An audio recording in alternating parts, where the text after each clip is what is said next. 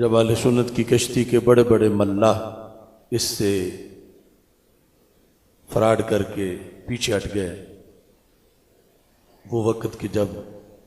طغیانی پورے جوبن پر عروج پر تھی اور موجیں اور ان کے تپیڑے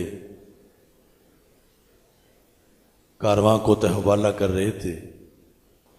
اللہ کے فضل سے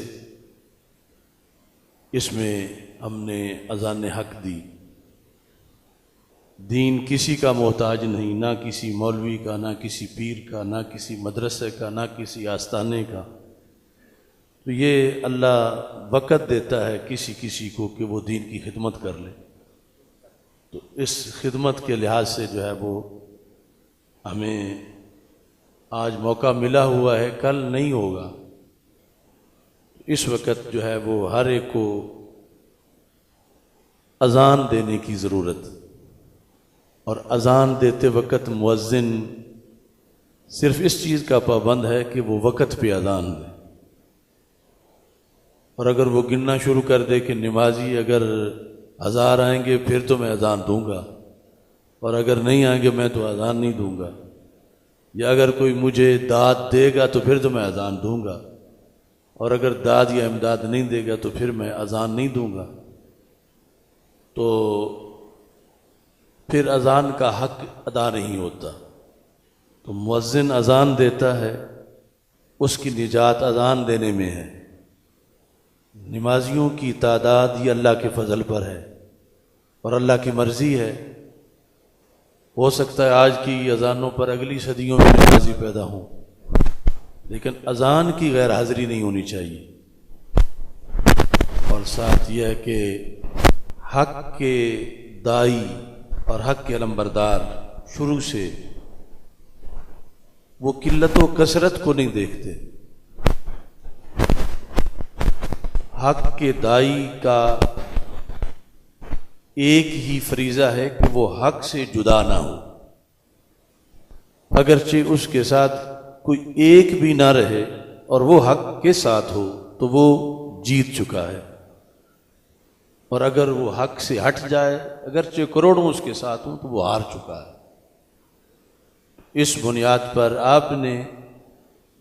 یہ دیکھنا ہے کہ اللہ نے ہمیں حق دیا ہے، ہم حق کے ساتھ ہیں، تو حق کے ہوتے ہوئے ہمیں کروڑوں عوام کی کثرت کی ضرورت نہیں ہے، ایسی کہ اس کے بغیر ہم چل نہ سکیں۔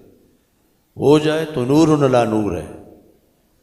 لیکن یہ نہیں کہ وہی ہمارا دین ایمان ہو کہ اگر ایسے اتنا زمانہ ہمارے ساتھ چلے تو پھر ہم چلیں۔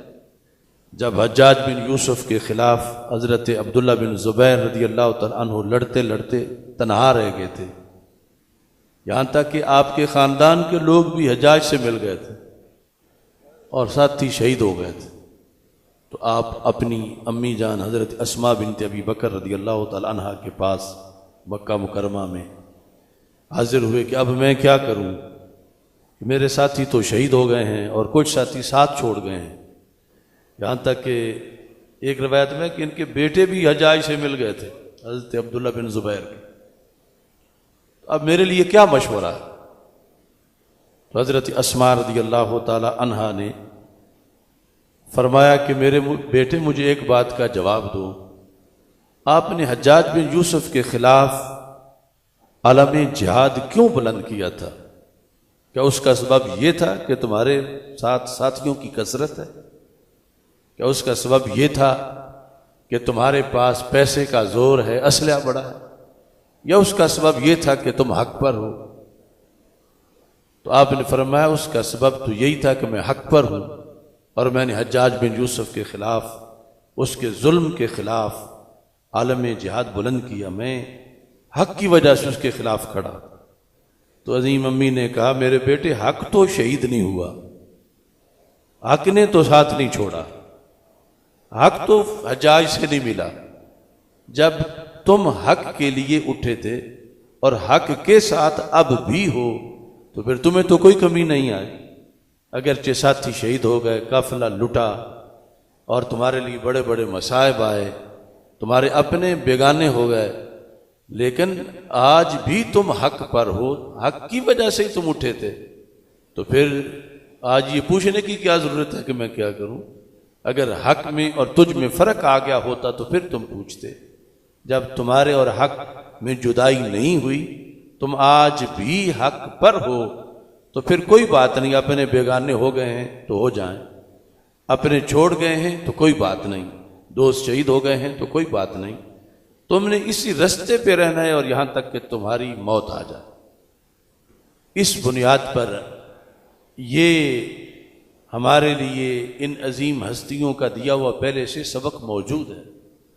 ہم جب حق کے لیے کھڑے ہوئے ہیں، یہ نہیں کہ ہمارے کارکن زیادہ ہیں، اس لیے نہیں کھڑے ہوئے کہ ہمارے پاس پیسہ زیادہ ہے، اس لیے نہیں کہ ہمیں لڑنے کا شوق بڑا ہے، ہم اس لیے کھڑے ہوئے کہ حق پہ حملہ ہو رہا تھا، حق کو لوٹا جا رہا تھا، کاروانے حق پہ تیر چلائے جا رہے تھے، 14 صدیوں کے حق کو باطل کہا جا رہا تھا، تو ہم اس حق کی حمایت کے لیے کھڑے ہوئے، اور وہ حق آج بھی حق ہے، اور ہم یقیناً آج بھی اس حق کے ساتھ ہیں۔ ابھی تو شرق و غرب میں ہر طرف ہمارے ساتھی ہیں، خدا نخواستہ اگر کوئی بھی نہ رہتا تو پھر بھی ہم نے تو حق کی وجہ سے اذان دینی، اس حق پر ہم اللہ کے فضل سے قائم ہیں۔ اگر خدا نہ کرے کہ کوئی مزید مشکلیں آئیں، لیکن آ بھی جائیں تو حق کی وجہ سے ہم ہیں، اور حق کے لیے ہم ہیں، اور حق کے لیے ہم نے رہنا ہے۔